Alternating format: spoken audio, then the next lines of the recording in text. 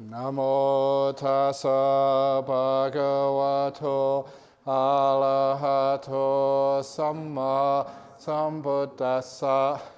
Namo tassa bhagavato arahato samma sambuddhassa.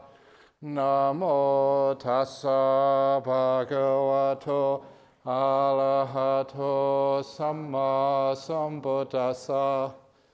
Now this part of the Satipatthana, this comes from the Satipatthana Samyutta. Most people just read out the Satipatthana Sutta, which there's two of the Mahasatipatthana Sutta in the Digha Nikaya and the Satipatthana number 10 of the Majjhima Nikaya. There's also a whole lot of short teachings on Satipatthana, and this comes from those group of short teachings collected in the Samyutta Nikaya. And this is where it teaches what it means by the origination and the passing away of like the body, experience, the Vedana, the mind, the chitta, and the mind objects. Now sometimes people call this rise and fall, but it means much more than that. And here you see it in the word of the Buddha. I will teach you the origination and the passing away of the four focuses of mindfulness. Supported by the four nutriments, there is the origination and continuance of the body. With the cessation of the four nutriments, the body ceases. The four nutriments are food, six sense contacts, you don't need all of them, but some of them, will and consciousnesses. Without those, then the body dies. It can't continue. So obviously food is important. You need sensory experience. You need the will to live. If you think that you've had enough, you don't want to live. And then consciousness. When consciousness leaves the body, then it passes away. So it's cause. When the causes stop, the effect stops. And experience. Supported by the six sense contacts, there is the origination of experience. With the cessation of the six sense contacts, experience ceases. When you close your eyes, the experience of sight stops. And many other ones stop as well. Supported by the objects of consciousness, nama-rupa, there is the origination of the citta. With the cessation of nama-rupa, the citta ceases. So this citta, this mind, is not something permanent. It's an effect which is created by a cause. And that is where one of the other little suttas, which comes later down, the simile of the two sheaves of reeds. When the objects of consciousness are there, then there is the citta. When the objects of consciousness, this citta's got nothing to look at, like the screen of your computer, it just turns off. It disappears, it's gone. Without the citta, there can't be the objects. Without the objects, there can't be a citta. It can't be a mind. So to know, you have to know something. And lastly, the Dhamma object supported by attention. There's an origination of mind objects. So what are you paying attention to? The screen, the Dhamma on the screen. But sometimes people will be, I'm fed up with this, and they head down and not paying attention, and the Dhamma disappears. So, mindfulness of experience. This is the second of the Satipatthanas. These ones are not as long as the first one. How are you mindful of experience, Vedana? When feeling a pleasant experience, you are mindful you feel a pleasant experience. When feeling an unpleasant experience, you are mindful, yes, that you feel an unpleasant experience. And when feeling a neutral experience, you are mindful you feel a neutral experience. When feeling a worldly pleasant experience, a worldly unpleasant experience, or a worldly neutral experience, you are mindful that you feel such a worldly pleasant, unpleasant, or neutral experience. When feeling an unworldly pleasant experience, an unworldly unpleasant experience, an unworldly neutral experience, you are mindful you feel such an unworldly, pleasant, unpleasant, or neutral experience. Why do they divide it because the pleasant experiences, the worldly ones, are not really to be followed. The first one is This is just the first, just pleasant, unpleasant, and neutral. And now, it's not just that. Now you know if it's a worldly one or an unworldly one. Because the worldly pleasant experiences should not be followed, but the unworldly ones, inspiration. This beautiful piri sukha when you're meditating. As I said this morning, when you go to some places and you cry with joy. You know, when you see just that beautiful statue, or you go to Vulture's Peak, people, other places, they just burst out crying. It's beautiful. That's unworldly. When you get the inspiration, the insights which just, wow, this is beautiful. When you have acts of compassion, to somebody else, or you see someone do this beautiful act of compassion. Wow, that's so amazing, just what that person has done. That's beautiful. And that's unworldly. And same with worldly pleasant and unworldly pleasant, you always look for the unworldly pleasant and you let go of the worldly one, because that attaches you, that keeps you into this world. Now, the worldly unpleasant one is very easy to understand. The unworldly pleasant one is, well, it's meditating, may be having a cough or a bad day, but you care for that unpleasant experience. You're going to learn from it. You're going to grow from it. The old story, which I said again a couple of times today, when you're going home after going to a nice Dhamma talk, you tread in the dog poo and it's all over your shoes. That's unpleasant. But the dog poo is excellent fertilizer. So you take it to your home, dig it under your durian tree, Eileen, and after 1 year your durians are sweeter and juicier than ever before. But when you're eating that durian, you always remember what you're really eating. What you're really eating? Dog shit, yeah. But it's been transformed into juicy durian. So that's how the unworldly unpleasant experience, you make use of it to leave the world, to grow in compassion, peace, all that stuff. A neutral experience. The worldly neutral experience is when, it's okay, but it's not pleasant, not unpleasant, bored. And the unworldly neutral experience, you're just so equanimous, so still. It's actually the unworldly neutral experience is another form of pleasant experience, but they put it down as unworldly. So the whole range of experience. In that way, you're aware of your own experience, or you're aware that the experience of others is of the same nature as yours. Or you abide mindful of both your own and others' experience. Or you abide aware what causes the arising of experience. Where does it come from? It has to be some sensory contact. You abide the experience of the nature to cease when sensory contact ceases. So you can't go to a place where you can be happy ever after. What is caused will one day cease. So the idea of a heaven well forever and ever and ever just makes no sense. So you abide contemplating experiences causal nature of both arising and ceasing, or else mindful is just experience, impermanent, suffering, not me, not mine, not a permanent essence. So you're sick and it hurts. It's not going to last. It's impermanent. And you know that there's some people I've known with chronic pain, and really, really powerful, deep chronic pain. They've done CT scans of their brain and the pain centers are just really lighting up. But after a while, they get used to it. In other words, they have no choice. It's just experience. That's mine. That's all. Not me. Not mine. Nothing to do with me. And they actually come to this beautiful sense of peace with it.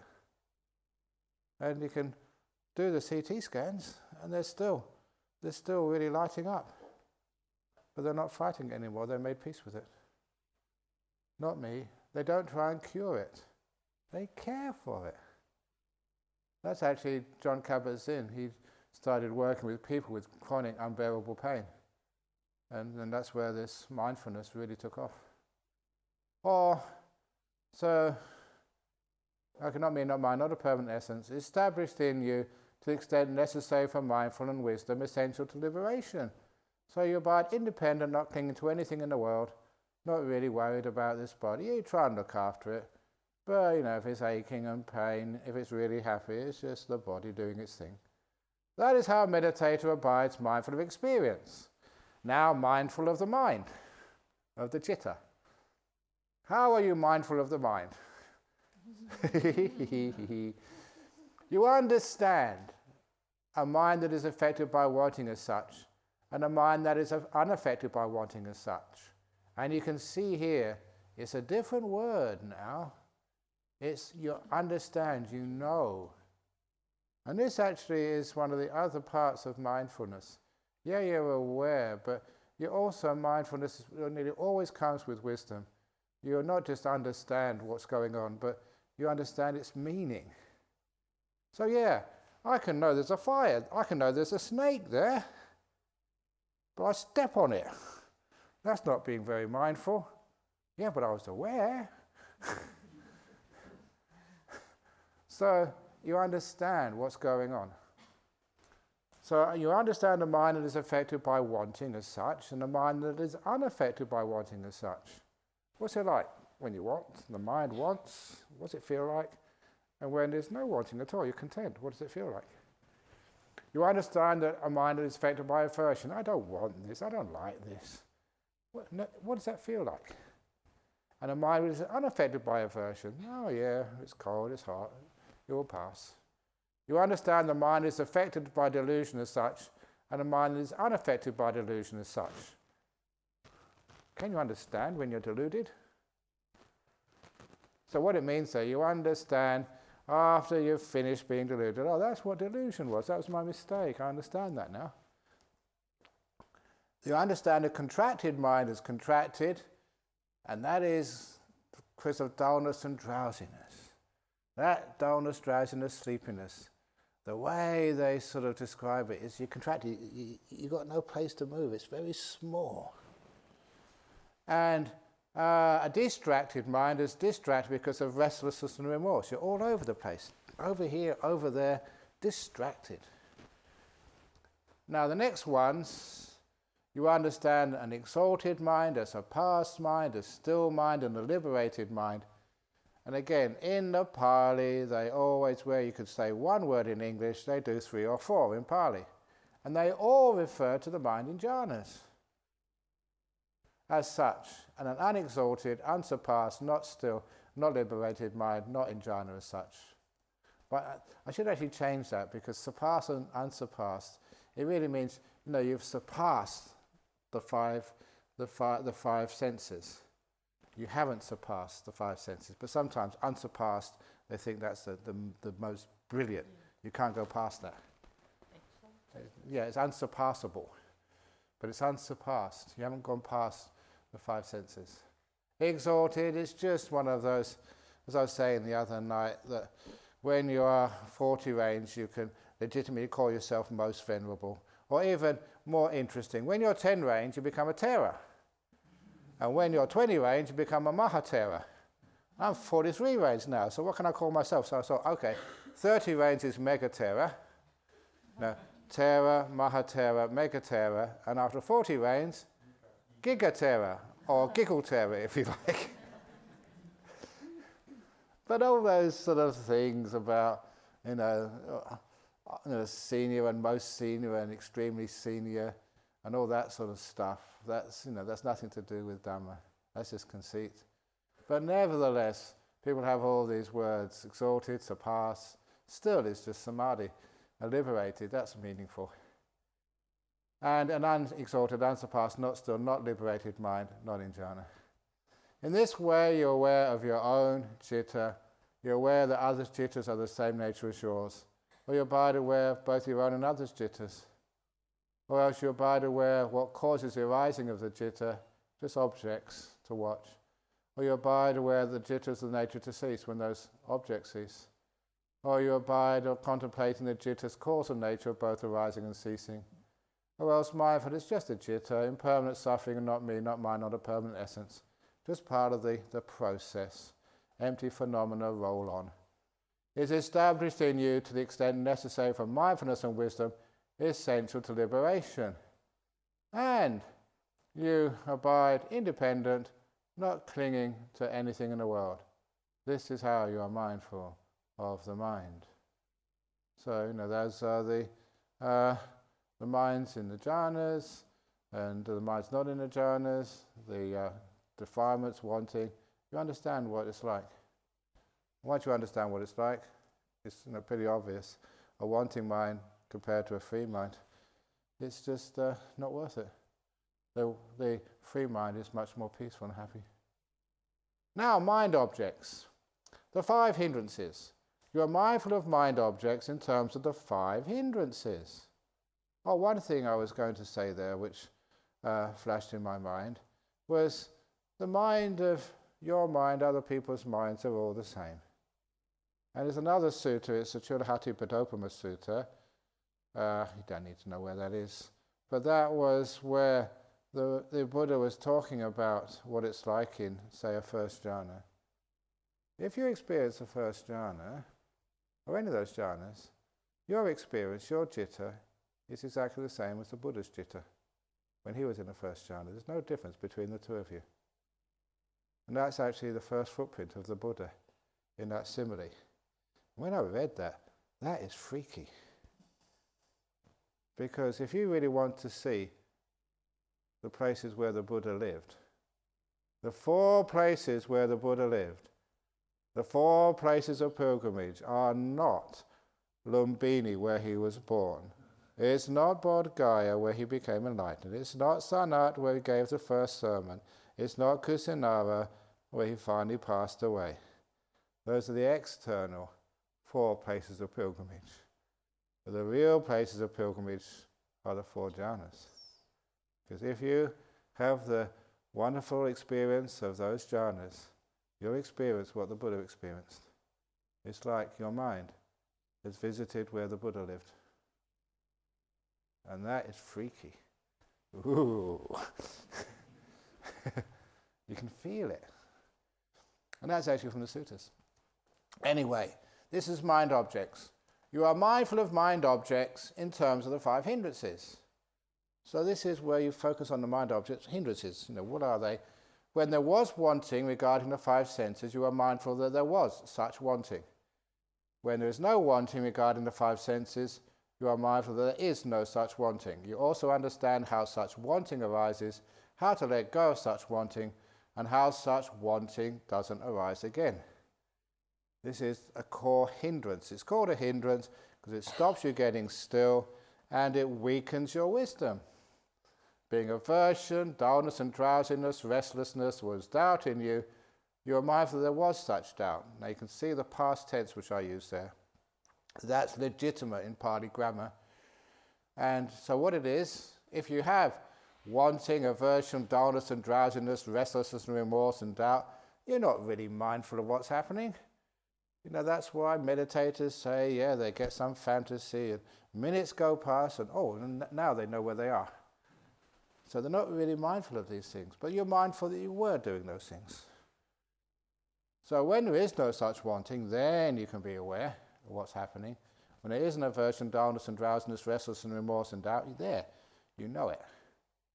And also, you are mindful that there is no doubt. You also understand how these things arise, how to let go of doubt, how to let go and go beyond restlessness and remorse, dullness and drowsiness, aversion and wanting, so that these things don't arise again.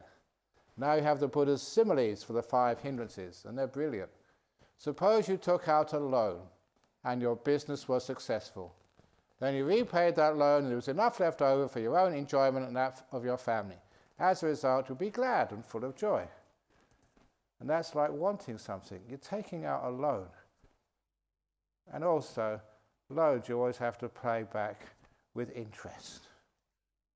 So, when you want something, you're sacrificing this moment of happiness, hoping that you're going to get something more. When you let go of wanting, it's like you've paid off your debts. You're free. If you want something, you're never free. Or suppose you were very ill, you couldn't eat or sleep and had no strength. Later, however, you recovered, could eat and sleep again, and you regained your strength. As a result, you'd be glad and full of joy. And that's a simile for aversion. Aversion is looked upon as being a sickness. And it's true, sometimes people are so angry that they waste all their energy, all their mental energy, and they get depressed.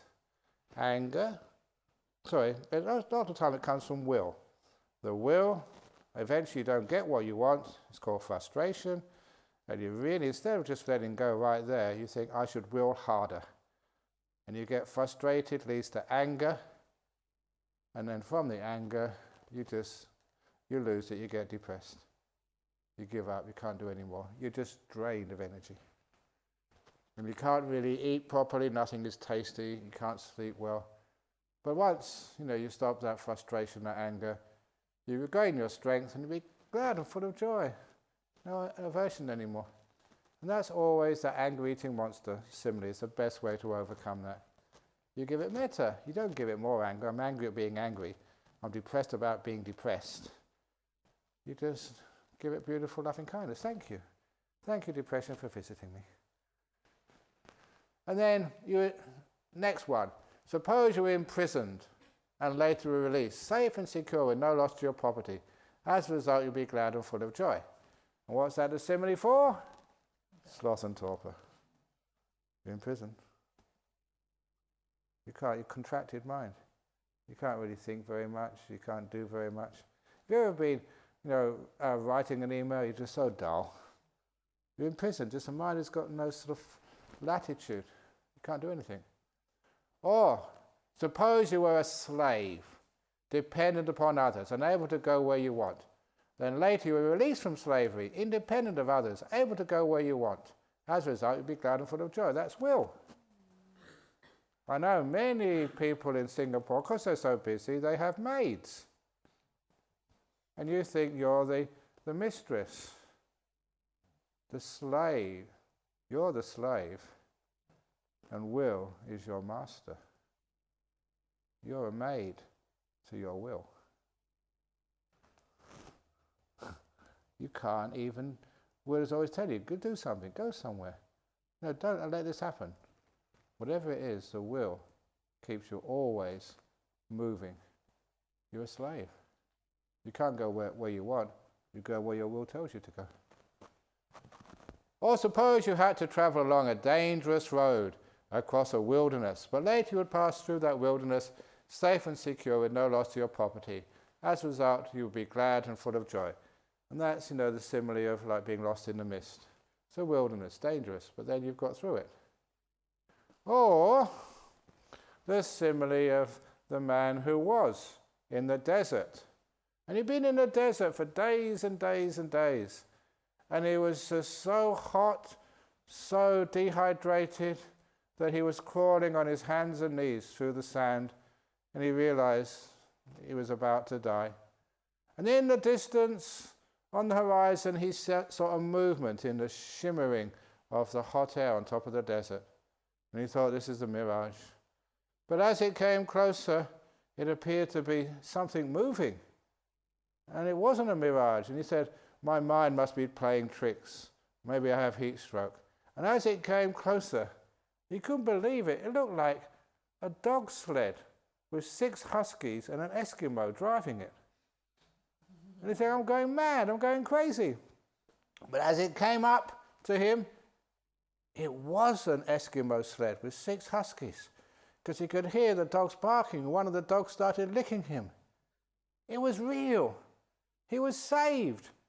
And he said, I was about to die. Thank you so much. I've been lost in the desert for days. And the Eskimo said, and you think you're lost? I'm sorry, I can't resist those silly jokes. And anyway, that's the first of the satipatthana, of the 4 satipatthana, the 5 hindrances, and then the 7 enlightenment factors, which are their direct opposite. The 5 hindrances stop the development of the enlightenment factors. The enlightenment factors overcome the hindrances. So that's why they're those two. Those are the mind objects, be aware of how to overcome them. Develop the other ones, they're antidotes, they're opposites. And when those other ones are developed, it's enlightenment. Or you're mindful of mind objects in terms of the 7 enlightenment factors. Scroll, please. When the enlightenment factor of mindfulness is present in you, you understand that it is present. This is mindfulness. But when the enlightenment factor of mindfulness is not present in you, you understand it was absent. You understand how there comes to be the arising of the absent enlightenment factor of mindfulness, how you develop mindfulness, and how it comes to fulfillment by development. Fulfillment. You overcome the 5 hindrances, wanting and aversion, and then you find you're not wasting mental energy. The dullness disappears, the restlessness disappears, there's no doubt, and you get more and more alert, more and more awake, you see more, you're happy, and everything looks more and more beautiful. You're developing your mindfulness. Even your cup of tea, it's just beautiful. It tastes so amazingly rich if you're mindful. When the enlightenment factor of exploring the Dhamma is present in you, you understand what is exploring the Dhamma. Not thinking about the Dhamma, but exploring it. And like I said this morning with the holding up the bottle of water, when the enlightenment factor of energy is present in you, because sometimes you're just so energized, had a really good meditation, and you're rocking and rolling. When the enlightenment factor of joy is present in you, when you have the energy, the joy comes. And amazing, the joy leads to tranquility. The body can be still when you're happy. Oh, this is nice. And so the mind is still as well, because it's satisfied, it's in a happy place. Who wants to move? And that's why you become still. Stillness, that's called samadhi. And really, stillness is the best word, but the stillness, it's not. Stillness is dynamic. In other words, the stillness gets more and more still. You go deeper and deeper in. When the stillness, the outermost layers of the lotus vanish, you go in. Stillness is what leads to going deeply inside. And then this beautiful equanimity is present in you. You understand that it is present. When the enlightenment factor, this applies to each one of these 7, when the enlightenment factor of equanimity was not present in you, you understand it was absent. You also understand how there comes to be the arising of the absent enlightenment factor of equanimity, and how it comes to fulfillment by development. Scroll, please. Now the 5 components of existence, these ones in the earliest version of the Satipatthana Sutta, these ones seem to be added. But there's nothing wrong with them. Well, you're mindful of mind objects in terms of the 5 components of existence. So you're mindful, such is form, the body, its origin, its disappearance. Such is experience, it's already disappeared because I can't see it anymore. Such is origin, such is disappearance. Such is perception, its origin, its disappearance. Such is will, its origin and disappearance. Such are the consciousnesses, their origin and disappearance. You understand these things. Origin and disappearance, remember what causes these things to come, and when those causes vanish, so does the effect. They're just a process. They're not a permanent thing. 6 sense spaces, or you're mindful of mind objects in terms of the 6 internal and external sense spaces. Internal means the organs of sight, and the external is something to see. You understand sight, understand forms, understand the fetter, which is wanting, that arises dependent upon both. Understand how there comes to be the arising of the unarisen fetter, how wanting comes to be. You see something you really like or you think it's going to be satisfying, and how there comes to be the abandoning of the arisen fetter, and how there comes to be the future non-arising of the abandoned fetter of wanting concerned with the sense bases.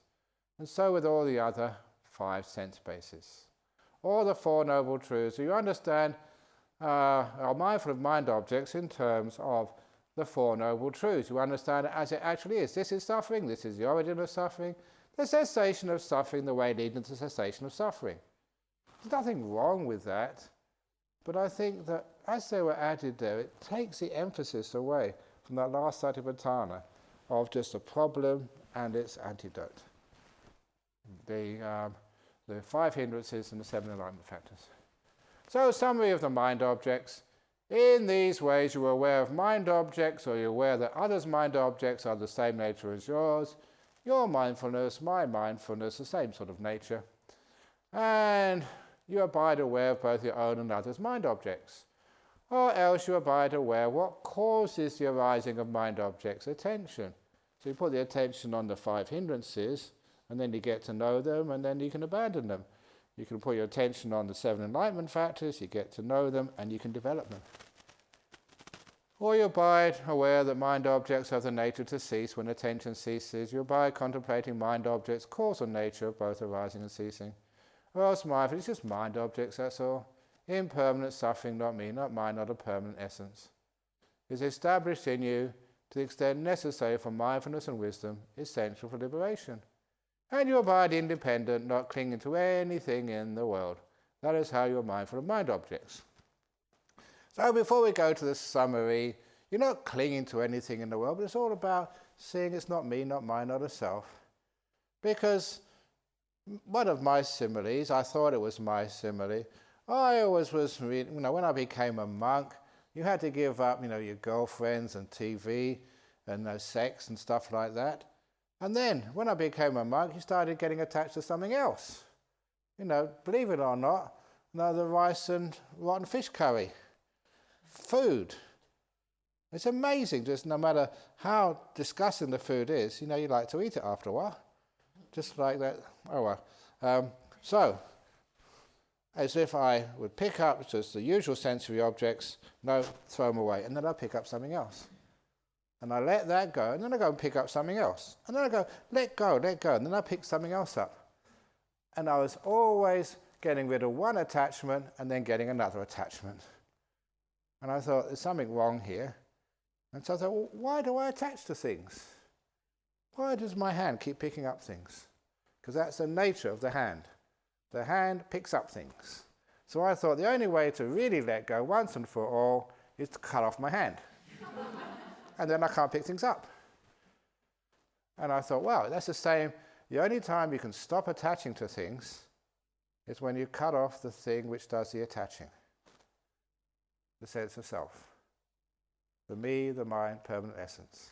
You see through that, it's like this end of the attaching you cut off.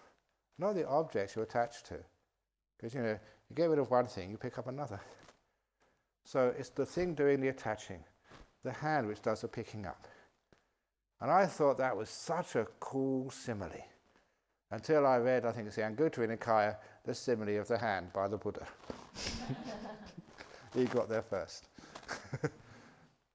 So anyway, that gives an idea of why you have to see these things so you don't cling to anything in the world. The thing doing the clinging is let go of. So summary of the Satipatthana.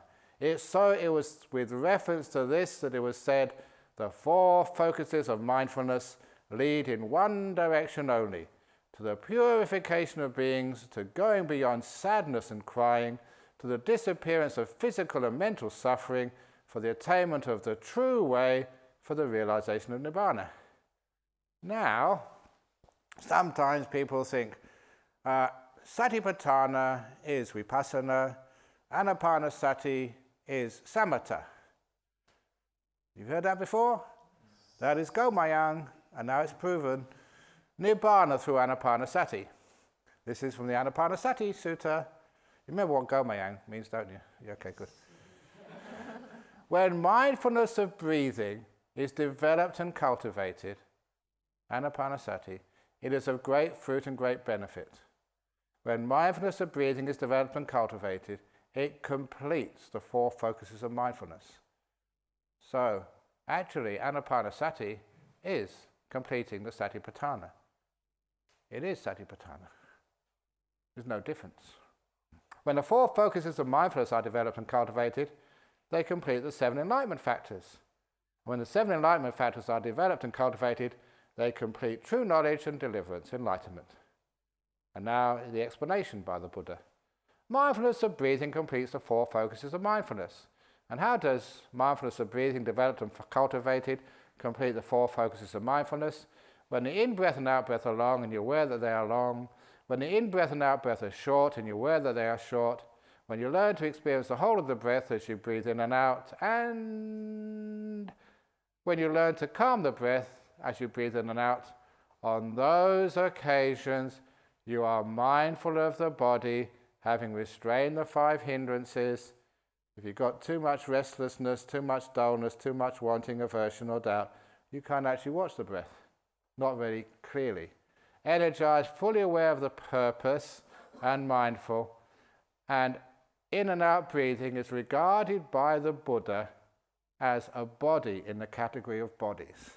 I often quote that because especially that third of the first 4 anapanasati trainings, to experience the whole of the body, the Buddha actually says clearly here that in and out breathing is regarded by the Buddha as a body. So it's quite legitimate, following the Buddha's teachings here, that third, you're aware of the whole body. The body is the whole breath. Buddha says that. That is why on that occasion a meditator abides mindful of the body, having restrained the 5 hindrances, energized, fully aware of the purpose of mindful. That is, mindfulness of the body, doing the first 4 of the anapanasati. You're aware of the breath, and the breath is a body. When you learn to experience joy as you breathe in and out, when you learn to experience pleasure as you breathe in and out, the difference between piti and sukha, you don't need to worry about that. I used to think about that and read other people's explanations about that, and I think people did PhDs about that, but it doesn't really matter. The only time you know the difference is the difference between 2nd and 3rd jhanas. But that's a bit later on. But when you learn to experience you learn to experience joy, pleasure, you learn to experience the mental formation of piti sukha as you breathe in and out. When you learn to calm this mental formation of piti sukha as you breathe in and out, on those occasions you are mindful of experience, of the Vedana. You're not aware of the breath, you're aware of the joy and the pleasure. It's a Vedana. Now I pause there because some people feel, they're really enjoying themselves. Number one, it must be wrong. You're having fun. You'll get attached. You're supposed to have fun. That's what's supposed to happen.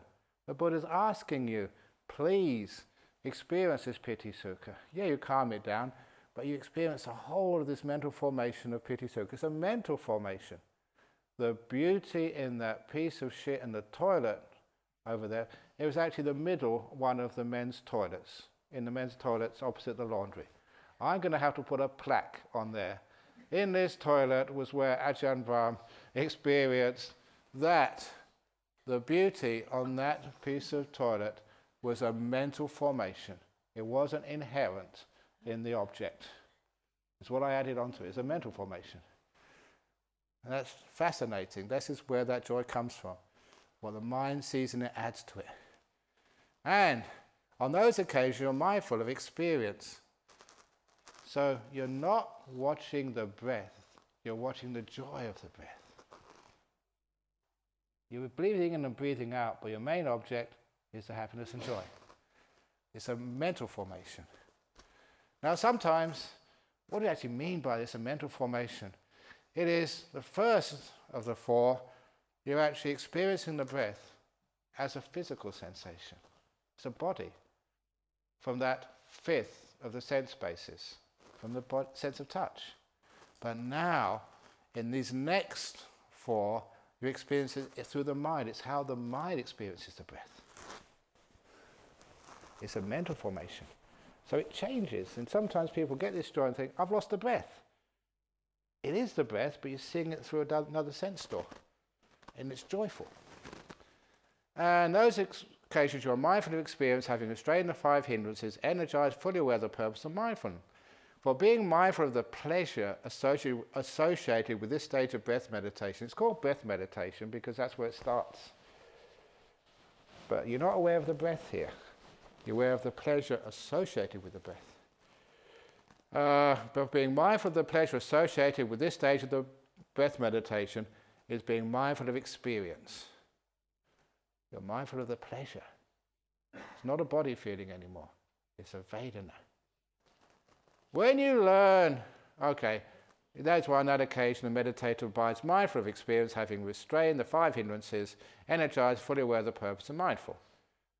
When you learn to experience the jitta, the nimitta, as you breathe out, when you learn to brighten the nimitta, bring joy to the jitta as you breathe in and out, when you learn to settle the nimitta as you breathe in and out, when you learn to enter the jhana, liberate the chitta as you breathe in and out, yeah, you're breathing in and out, but you're not focusing on that and you're learning here. Not experiencing, but learning. It's a different word, verb, to learn. So, why do I call it a nimitta?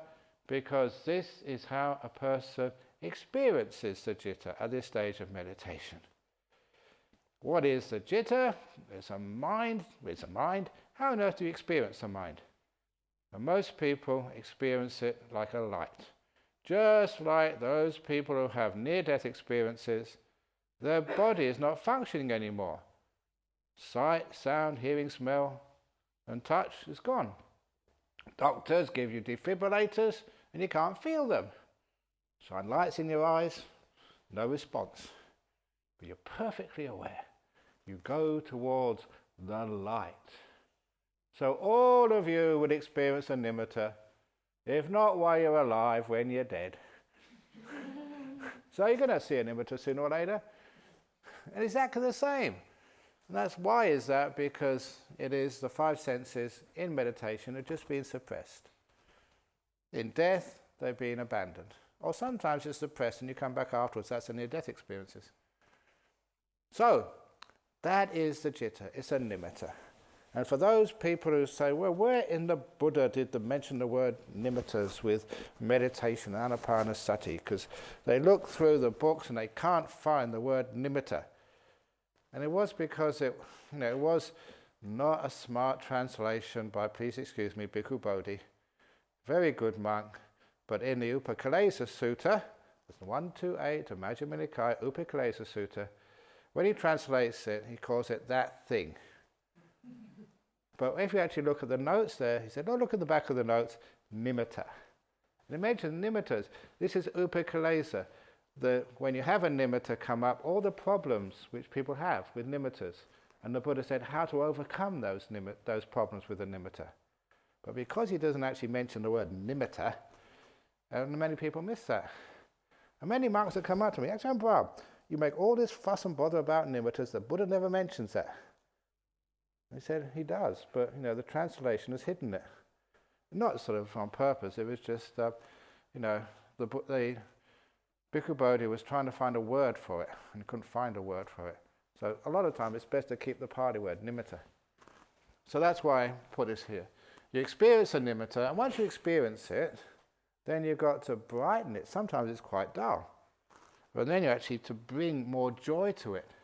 And what happens? It's basically get it brighter and brighter and brighter. It's called Sabbadanam Chittang. You really have bring lots of joy to it. And it becomes incredibly powerful. Those, when you brighten that nimitta, please excuse me, that's a bliss better than sex.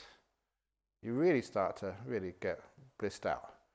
And it's also, sometimes it appears so bright in your mind, common thing is that you feel you're going to go blind. It's like looking at the sun. But then you realize, hey, I'm not looking with my eyes. This is a mind sense. This is not the sense of sight. So it can be as bright as you like, and you never go blind. In fact, the brighter the better, the more blissful. The other thing was you started to think, because you could still think at this stage, only tiny little thoughts. I don't think I can stand so much pleasure. It's a wonderful thing to say, isn't it? Sometimes people think that monks have a really hard time. But when you get to these stages, wow, this is too much pleasure for me. And what I discovered, my insight was, there's no limit to it. You have a really good time. People get these things, like, why do you want to settle for the world? Anyway, you bring joy to the nimitta. But the other thing which happens to the nimitta, many people experience this, the nimitta goes this way and that way all over the place. A common thing which people say, and I remember experiencing this, a nimitta is in the corner over there. You've got your field of vision, sort of, and you've got the nimitta in the corner over there. What do people do? They go looking at it, and then it runs away. You can't go doing anything, just stay there, and then the nimitta will come to you. You go looking for it, it will run away. And the other thing which I remember, nimitta was moving all over the place, and it's so hard to get it still. When it's still, it really builds up its power. It was always moving. And for a long time, I don't remember how long, so hard, difficult to actually to stabilize it, to keep it still, always moving, or circling around, or whatever. And then one day, my little insight from ordinary daily life, I was shaving in the mirror. You have to shave in the mirror, otherwise you cut yourself. Shaving in the mirror, and I noticed the image of myself was moving in the mirror. And I thought, well, it doesn't matter how steady I hold the mirror, if I'm moving, the one who's watching is moving, so is the image. And that was it. I understood how to keep the nimitta still.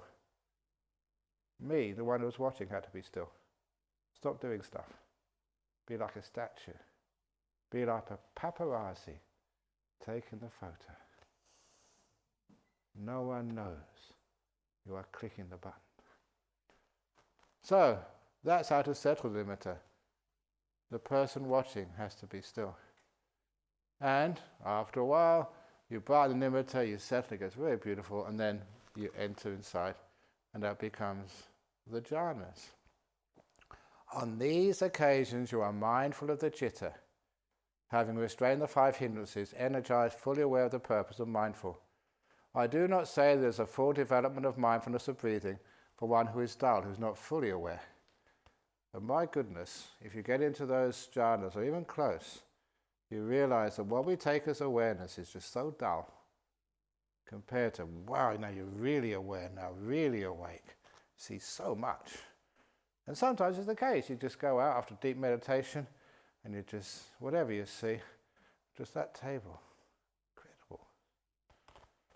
And just people think you've gone crazy because you see so much and it satisfies you, things you've never seen before, simple things. That is why one of my favorite poems, William Blake, to see a world in a grain of sand. Little sand. You've got really strong mindfulness. It's amazing what you can see there. A heaven in a wild flower. To see sand is interesting. A flower, a tiny little thing. It's incredible. Hold infinity in the palm of your hand and eternity in an hour. That's, what happens. Sort of. It's good description from William Blake, a 16th, 17th century poet and painter.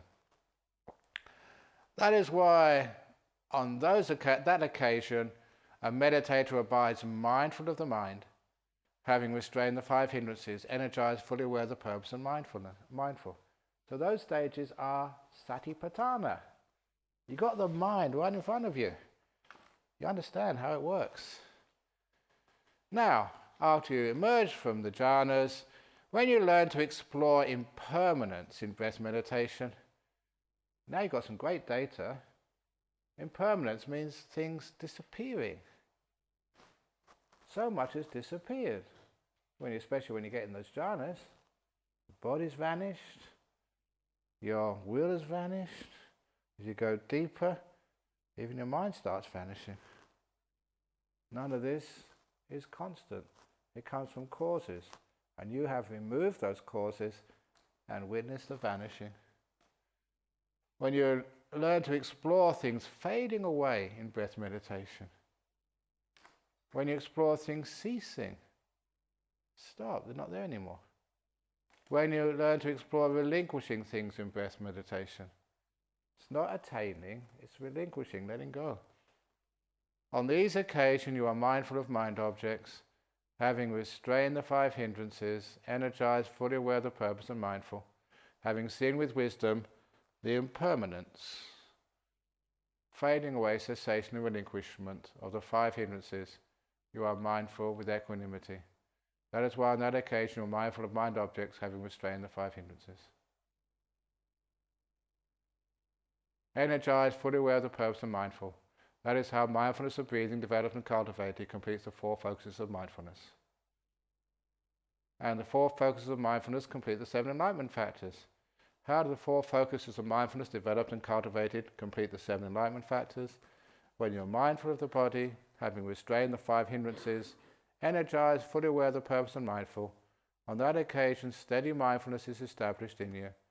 On whatever occasion steady mindfulness is established in you, on that occasion the mindfulness enlightenment factor is aroused in you. You develop it, and by development it comes to fulfillment. So this is starting with mindful of the body, but it repeats it with the other 4. Little by little, you can start wherever you want, but eventually it just develops and mindfulness comes to fulfillment. When you are thus mindful, really aware, you can explore the Dhamma, see things you've never seen before, with wisdom. On whatever occasion, abiding thus mindful, you explore the Dhamma with wisdom. On that occasion, the exploration of Dhamma, enlightenment factor, is aroused in you. You develop it, and by development, it comes to fulfillment in you. Just like that, when I was mindful, walking up the road, because I stopped and I just explored the hillside and saw things I'd never seen before there. And so when you explore the Dhamma with wisdom and embark on a full inquiry into it, unflagging energy is aroused in you. Whatever occasion unflagging energy is aroused in you is explored Dhamma with wisdom. On that occasion the energy enlightenment factor is aroused in you, you develop it, and by development it comes to fulfillment in you. As the mindfulness gets stronger, you actually get energized.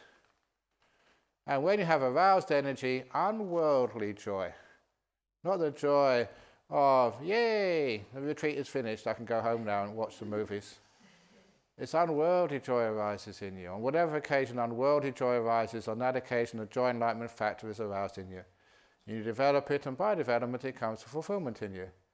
When you experience unworldly joy, your body and mind become tranquil. You can't hold your body tranquil by force. You actually learn the causes for your body to be still. It's kindness, caring, joy. And the same with your mind to become still. You can't order it. Stop thinking. Stop moving. It's because there's joy there. You don't need to think. You're having a good time. Whatever occasion the body and mind become tranquil and you experience joy, on that occasion the tranquility, enlightenment factor is aroused in you, and you develop it, and by development it comes to fulfillment in you. And when your body is tranquil and you feel pleasure in the mind, pleasure. People say, what are you doing? This is supposed to be suffering. It's incredibly pleasurable doing the satipatthana and anapanasati. Whenever the body is tranquil, you feel pleasure in the mind becomes still. It's samadhis. On whatever occasion the mind becomes still and joyful, on that occasion the stillness, the samadhi, bojjhanga, enlightenment factor is aroused in you, and you develop it, and by development it comes to fulfillment in you. And you observe such a still mind with equanimity. On whatever occasion you observe with equanimity the still mind, on that occasion the equanimity, enlightenment factor is aroused in you. You develop it, and by development it comes to fulfillment in you. That is how the 4 focuses of mindfulness, developed and cultivated, complete the 7 enlightenment factors. So here you develop the mindful enlightenment factor, which is supported by seclusion, physical and mental. So, you come to quiet places. Even you close your eyes, there's other people here, but you can't see them. It's like being alone. And mental, just away from the body and the past and the future, secluded from all of that. And then fading away, cessation, ripens in relinquishment. You let go of everything. You develop the exploration of Dhamma, enlightenment factor, the energy, the joy, the tranquility, the stillness, the equanimity, enlightenment factor, which is supported, each one supported by seclusion, fading away in cessation, and ripens in relinquishment. That is how the 7 enlightenment factors developed and cultivated to complete true knowledge and deliverance, full enlightenment.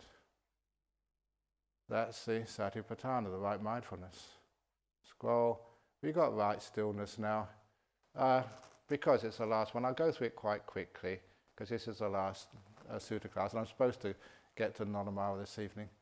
I remember the time when my father was occupied while I was sitting in the cool shade of a rose apple tree, having passed beyond the five senses, free from unwholesome states, I entered abiding in the first jhana. I thought, could that be the path to enlightenment? Then the realization arose that jhana is indeed the path to enlightenment. What are those jhanas?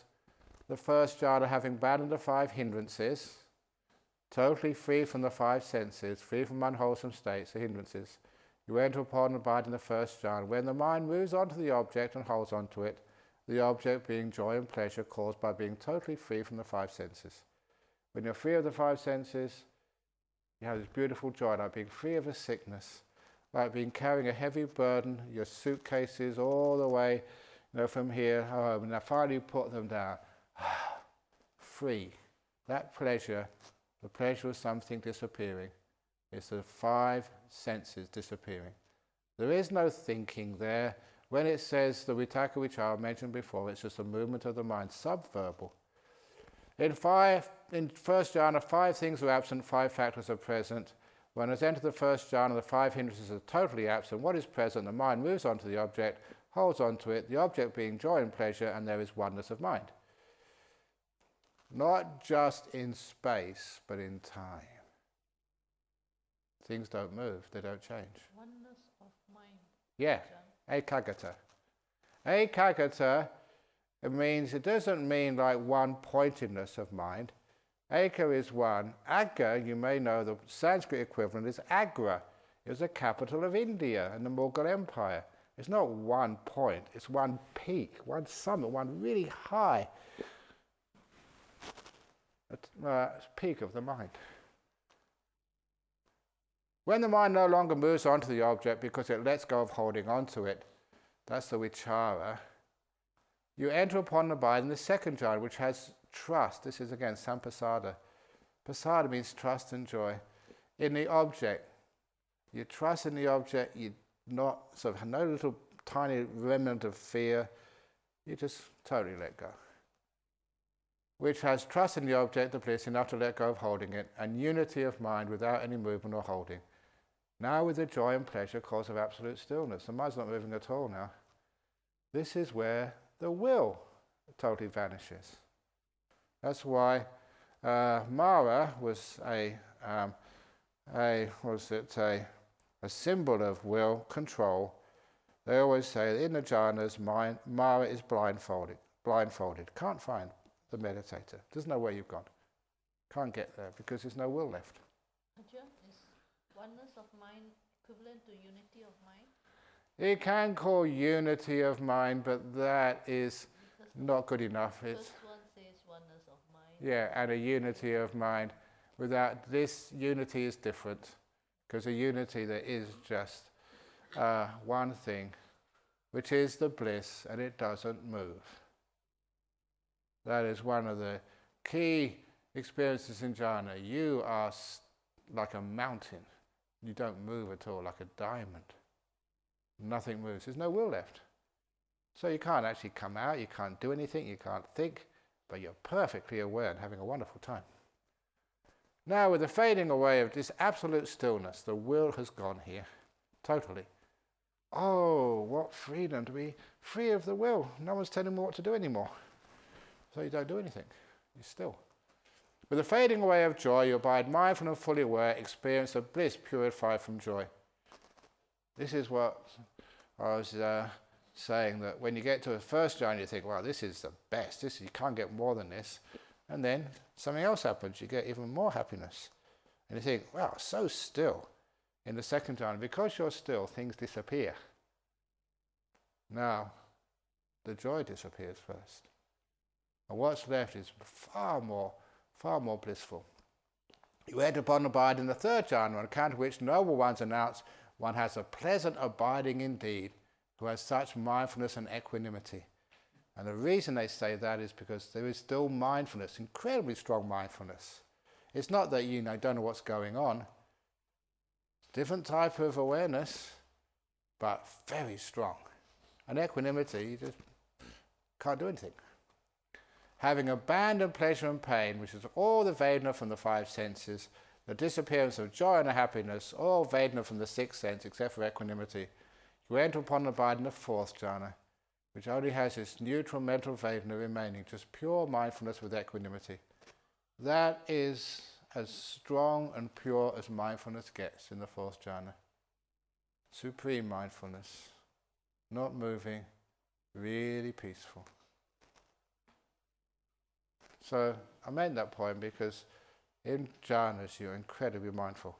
When you come out afterwards, that mindfulness is there. You don't know, where was I? What was happening? Wow, that was something amazing. And because it's such a strong experience, the only word I can use to somehow describe it is traumatic. Because traumatic is usually extreme, painful experiences which leave an imprint in your mind, indelible sometimes. And we only have that word for negative experiences. But this is the same intensity, but totally positive. So you can look back upon that, and that's where you explore exactly what was that. That was incredible, and it's so easy to recollect. So, totally free from the five. What kind of meditation did the Buddha recommend? I actually said this before, basically the four jhanas. The Buddha only praised these four kinds of meditation. I'm rushing through now, as usual, because I'm over time. Oh, now this is important. There are, Chunda, these four kinds of life devoted to pleasure that are entirely conducive to repulsion, that's pressing the ejector button seat of samsara, to fading away, cessation, peace, realization, enlightenment, nibbana. Totally conducive to enlightenment. What are they? The four jhanas. So if devotees of other sects should say these Buddhists are addicted to these four forms of pleasure seeking, Ajahn Brahm, you're just addicted to those things, they should be told, yeah, that's right. For they'll be speaking correctly of you, speaking correctly about you. Then some people might further ask you, well, if you're addicted to pleasure seeking, what benefits can you expect from a life attached to these four forms of pleasure seeking? That's anuyoga, that's a good translation, attached to these four forms of pleasure seeking. You should reply they can expect only four fruits, four benefits, stream meaning once returning, non-returning, full enlightenment. That's the whole purpose of this thing. These are the benefits that you can expect from being attached to these four forms of pleasure seeking. There is one path only, Ananda, one way to the abandoning of the five basic fetters. It is impossible that anyone can understand the five basic fetters, let alone abandon them, without relying on that path. No more that it is possible to cut out the hardwood from a tree without cutting through its bark and sapwood. What is that path? The four jhanas and the first three immaterial attainments. While you still do not experience jhana, the five hindrances, together with discontent and weariness, invade your mind and remain. But when you do experience jhana, the five hindrances, discontent and weariness, do not invade your mind and remain. So that's another reason when you do the jhanas, to suppress the five hindrances for long enough to see the Dhamma. When you have no jhana, for one deficient in jhana, the cause for seeing things as they truly are is destroyed. When there's ripples on the lake, you don't get a clear reflection of the image of the moon or the stars. When you do not see things as they truly are, for one deficient in such wisdom, the cause for repulsion and fading away is destroyed. When you are not repulsed nor inclined to disappearing, for one deficient in these, the cause for knowledge and vision of liberation is destroyed. Develop jhana. When you experience jhana, you can understand things as they really are. What you understand as it really is, the origin and passing away of form, experience, perception, will, and consciousnesses. And now, finishing off, there is no jhana for one without wisdom. There is no wisdom for one without jhana. For one who has both jhana and wisdom, they are in the presence of nibbana. So ends the Eightfold Path. This is that middle way, awakened to by the Buddha, which gives rise to vision, which gives rise to knowledge, which leads to peace, to direct knowledge, to enlightenment, to nibbana. Enter upon that path, and you'll make an end of suffering. And as for what continues here in nibbana, find out for yourself. Because here, the Eightfold Path finishes. Sadhu, sadhu, sadhu. Okay, so 10 minutes over time, that's not bad. Okay, and you have a copy of that now. So if anyone wants to get a copy from you, the most available, they can get one. Yeah. Excellent. Very good. Excellent. Okay, so now it's your tea time. Now it's my getting in the car and in the traffic jam time. So Ajahn Brahmana will be here this evening, 8 o'clock, to do a Q&A for you. You can ask him all nice and deep questions. And tomorrow he'll give the talk at 8 o'clock, and 9 o'clock will be metta meditation. For those of you who are, especially, everyone can join in. And some of you will be going to be leaving, some of you will be going to dhammarasa. And in the evening, do you want the evening one at 7 o'clock or 8 o'clock? Or? 8 o'clock. 8 o'clock, okay. You're not too tired? No. Okay. So, whatever you want me to do, Q&A, metta meditation, it's up to you. But because in the afternoon, the monks actually, while you're away, will be setting up this hall, for the katina ceremony. So we'll still leave the seats here, but in the evening, after the Saturday evening talk, we'll ask you to please help put the things away. Very good. But the seating will be a bit different. So I think it'll probably tell you that after the morning talk tomorrow, please take your individual little bits and pieces. You won't need that one again, so take that away. So just leave the cushions there and not your individual little bits and pieces. So the monks can prepare it. You come in there in the evening, with like fresh seats. Okay? Great. Okay, see ya. Then Australian dollars for the $200. I've got some more. Yes. Okay. Somebody. Okay. So we're coming to there pretty quickly, and that 200 we're going to be using that to pay Michelle. So come into the office and then we'll do it.